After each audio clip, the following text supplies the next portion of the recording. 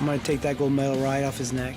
I commend you for getting that gold, but the real gold is around our waist, and I'm going to take you. So here we are. It's round number 2. It's your main event to the ESPN Plus debut. It is a super fight between champion versus champion. Henry Cejudo, the UFC Flyweight Champion of the world, the man who dethroned Demetrius Johnson, the only man to ever put Demetrius Johnson away in over 13 fights, and to do so in claiming the championship belt. He is taking on the UFC Bantamweight Champion of the world, J Dillashaw, in what is being considered a hell of a fight and a matchup of styles, and a matchup that is basically a pick'em fight.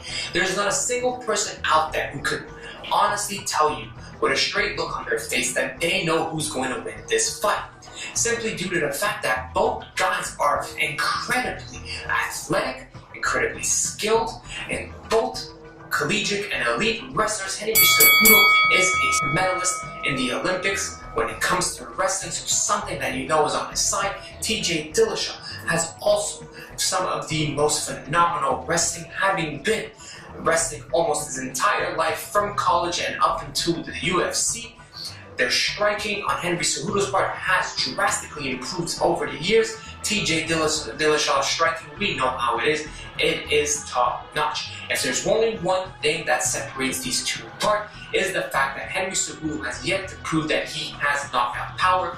J Dillashaw has gone on to prove that in several fights, that he's got the ability to put his opponents away when it be beat. This matchup is taking place for the UFC Flyweight Championship of the world. Now, you may have heard me say this in a previous 3 rounds with Jay, and that was that the UFC's intentions are to close this division completely, and that the UFC's hope is that J Dillashaw is able to capture this championship belt, and therefore put 2 titles together, the UFC Flyweight and Bantamweight, and therefore closing out a division and making one sole champion of both divisions. This is what the UFC's intentions were prior to 2019. Now, have they changed? We have yet to hear any new information, but the intent is still there, that the UFC is looking to close this division due to the fact that they are simply not a draw. So this is going to be a big deciding factor on how well they do. If ESPN Plus has some incredible numbers for this Flyweight Championship matchup, there is a chance that this division could maybe hang around for a bit longer. If these numbers are abysmal and they are not up to par as to what they are expecting or maybe hoping for, there's a good chance that this division will end up being closed regardless of whether or not Henry Cejudo wins. See, if Henry Cejudo picks up the victory, there is an argument to be made that now he can attempt for the UFC Bantamweight Championship, that maybe not he deserves that opportunity at J Dillashaw's title. Why the hell not when J Dillashaw got the opportunity to compete against Henry Cejudo? This is all these things that are up in the air and a question mark as to what happens. What we do know is that on January the 19th, your main event on ESPN Plus is going to be Henry Cejudo defending his flyweight title against J Dillashaw. It is a battle of champion of champion, like I said. It is a battle of wits, and it's going to be a battle of skill, and it's going to be a battle of which of these men have the better cornerman when it comes to deciding the game plan and how to go about picking up the victory in this fight. Like I told you, this is an incredibly evenly matched up fight. Both these guys are on par and on almost the same skill level. The only difference, which may be at this point, is the punching power and most likely the speed of J Dillashaw. And the reason I say the speed is because we've seen J Dillashaw go in and out and out. Alright, we've seen Henry Cejudo stand and circle. Dillashaw, on the other hand, we've seen him quick, 1-2 punch, out, 1-2-3-4 punch, out, kick, out. He's always been in and out, while Henry has been the guy to circle around and pick his spots and wait. So that's the only difference between these two men. Whether or not J Dillashaw is able to capture this championship belt is going to be based on the fact of whether or not Henry Cejudo decides he wants to mix up his striking with his grappling. If Henry Cejudo was able to take J Dillashaw down to the ground, first of all, that is an incredible accomplishment.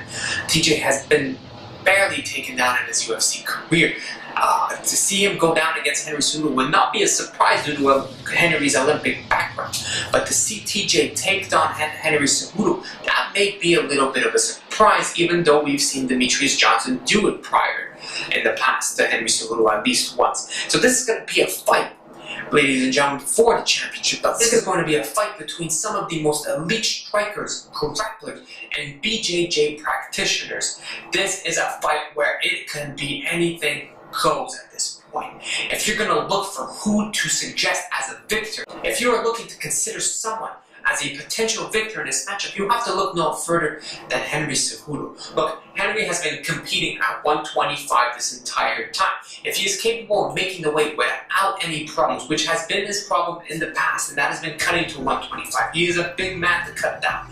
There should be no argument that he should be able to pick up the victory over TJ Dillashaw. This is TJ's first ever attempt at 125 pounds. This is his first ever matchup at 125 pounds. He is making a pretty big cut for a pretty big guy who already cuts down to 135. So I'm interested to see how he looks coming into his fight. I have no doubt that Dwayne Ludwig's gonna have him prepared when he competes against Henry Cejudo. But on Henry Cejudo's side, he has got an incredible group of people supporting him and coaching him, and that is why I do believe that Henry Cejudo will pick up the victory in what should be a hell of a matchup at 125 pounds, and a hell of a way to kick off ESPN's debut and the future of mixed martial arts on ESPN.